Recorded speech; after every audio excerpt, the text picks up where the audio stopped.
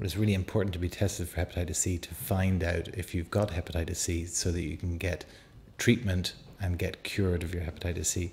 If you have hepatitis C and you don't go for treatment and you don't get cure, then it can cause progressive fibrosis with cirrhosis, liver failure, and all the complications that come with that. This is one of the big problems we have as liver doctors, that patients can have hepatitis C for decades and have no symptoms, but all the time the liver is getting progressively more scarred, and then they may present in the very late stages with what we call decompensated cirrhosis, so jaundice and fluid in their ankles and fluid in their tummy. And at that point it might be too severe for us even to treat, and maybe liver transplantation is the only option. So we have to catch the people even before they know that they have hepatitis C. So that's why it's called a silent epidemic. Well, initially the testing process is very simple. A simple blood test to determine whether you have hepatitis C or not. Obviously, if you don't have hepatitis C, we're able to reassure you and say you don't need any further tests. If you have hepatitis C, there are a variety of other tests that we need to do to determine whether you're a candidate for treatment or not. So if somebody's got a positive test for hepatitis C, we've got to then say, how do we get this person through to treatment and cure? So there are some other tests. The first one is further blood tests to see what genotype they have and what treatment they need. And then we would do an ultrasound scan and some assessment of the level of scarring or fibrosis in the liver. We used to do liver biopsies on every patient with hepatitis C, but that's gone, and that used to put off patients coming for liver biopsy. Now we have non-invasive ways of doing that, simply really like an ultrasound scan. So that makes it relatively easy to then go on and get the treatment. So hepatitis C causes inflammation in the liver, and the inflammation over time, not over weeks or months, but over years, causes scarring. And as the scarring progresses, ultimately you can develop cirrhosis, and with that you get all the complications of the risk of liver cancer, liver failure, and ultimately maybe the need for liver transplantation. But that happens a long, long time after the infection with hepatitis C, but it's driven by inflammation and scarring. Well, we've had treatments and we've been able to cure hepatitis C for 20, 25 years or so. With time, the treatments have got better and better and better. Currently, we have a cure rate of about 80%, but the treatments we have right now still have quite a few side effects. Fatigue, and it can affect your mood, and it can make you feel tired and a bit grumpy, and some flu-like symptoms. And the treatment is still for 6 months or maybe a year.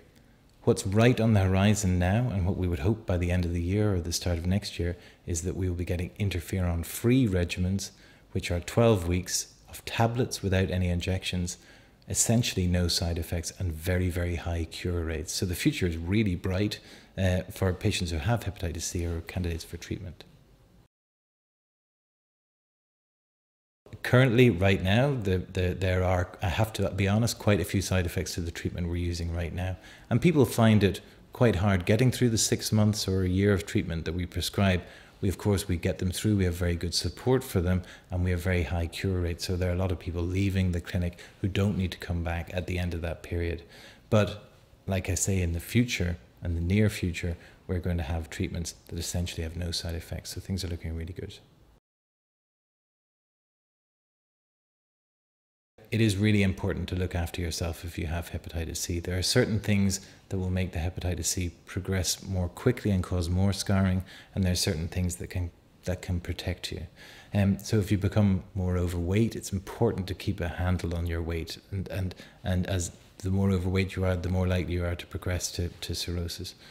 Drinking is a big problem, so you've got to be really, really tight with your alcohol consumption.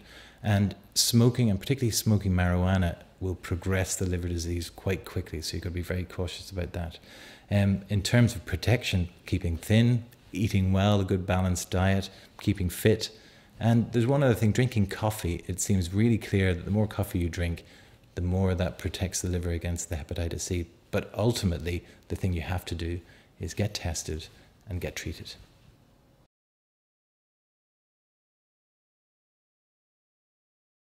So I think there has been a myth that we haven't been able to cure hepatitis C up until now, but we've been doing it for a long, long time using interferon.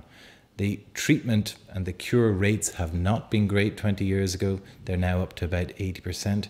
But the biggest advance now is we're moving to what we call interferon-free regimens. So all the concerns that people may have heard about their friends getting treatment with interferon, all the side effects of depression, flu-like symptoms, fatigue, all those are going to go.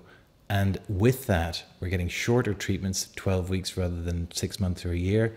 And even with that, we're getting higher sustained virological responses, or what we call cure. So 95 to 98% cure rates with the new drugs that are coming in, we would hope at the end of this year or start of next year. So there's been a massive improvement in treatment. It certainly can be prevented. It's blood-to-blood contact. So prevention is a major part of our management of hepatitis C in Ireland now. There are two ways really to prevent people from getting it in the first place, and that means avoiding sharing needles particularly, but also our job is make sure that people getting blood transfusions, etc., don't get hepatitis C. But the second part is for those people who have hepatitis C not to transmit it, and that means simple things. Don't come into blood-to-blood contact with other people, don't share toothbrushes, don't share razors, and if you do get a cut, just be really cautious with the blood.